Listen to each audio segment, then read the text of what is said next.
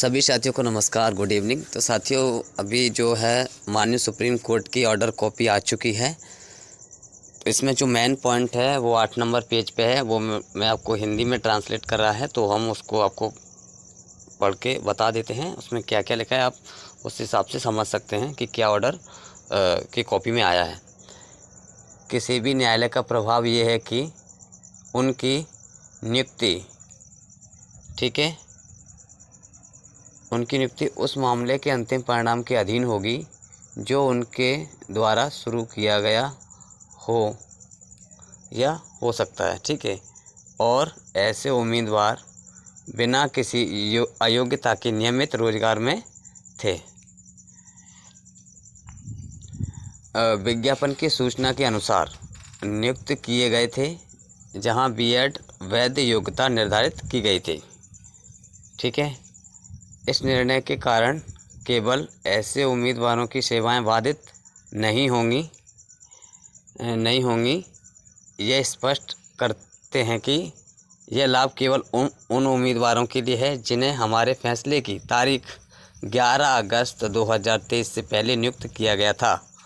ऐसे उम्मीदवारों का चयन प्रक्रिया में उनकी भागीदारी ही हमारे तहत लाभ का हकदार नहीं बनाएगी, ठीक है। और वर्तमान आदेश इसके अलावा जिन उम्मीदवारों के पास बीएड जिन योग्यताओं के नियुक्तियों का हम इस फैसले में बचाव कर रहे हैं, ठीक है, तो उन्हें एक ब्रिज कोर्स से गुजरना होगा। और ये हम शैक्षिक अधिकारियों के ऐसे पाठ्यक्रम करने का निर्देश देते हैं जो आज से 1 वर्ष की अवधि के भीतर प्रत्येक राज्य और केंद्र शासित प्रदेश के लिए लागू होगा। यह पाठ्यक्रम केवल उन नियुक्त अभ्यर्थियों के लिए होगा जो बीएड से जुड़े हुए हैं। इस आदेश के पूर्व भाग में निर्धारित शर्तों के तहत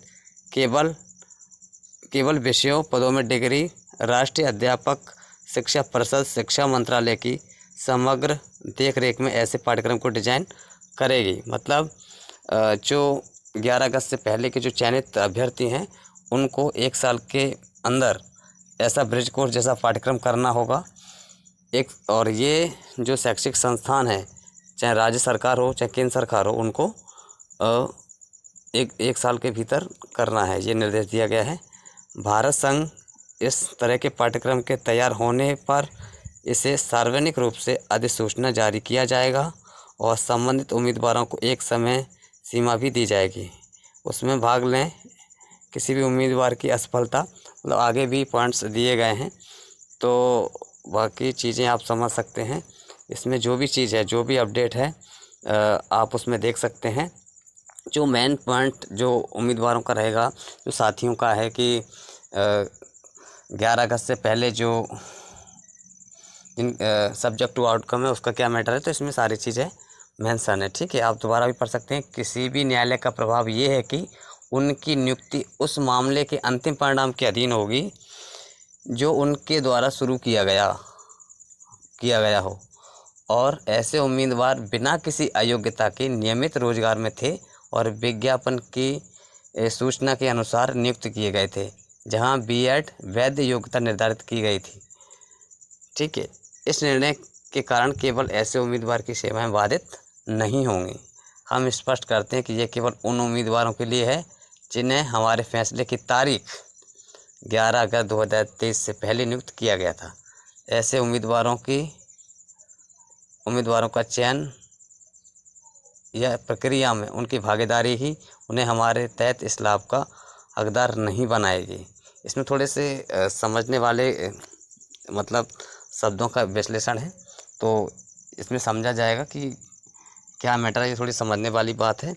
अब ये तो वकील ही स्पष्ट कर पाएंगे कि सब्जेक्ट टू आउटकम का इसमें किस तरीके से मेंशन किया गया है, ठीक है। तो साथियों, ये था अपडेट जो कि 8 नंबर पेज पे बहुत महत्वपूर्ण अपडेट है।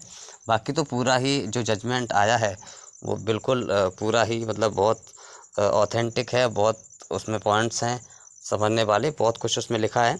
लेकिन जो मेन पॉइंट है वो 8 नंबर पे यहाँ पे है, जो कि सबको यहीं से क्लियर कर लेगा कि यहाँ पे क्या चीज़ें मेंशन की गई हैं और इस आधार पर क्या हो सकता है। ठीक है, तो 8 नंबर का ये वाला जो पॉइंट है ये बहुत ज़्यादा महत्वपूर्ण है, यहीं से सारी चीज़ें क्लियर होंगी। ठीक है, तो सभी को वीडियो शेयर करें, ज़्यादा से ज़्यादा शेयर करें, जिससे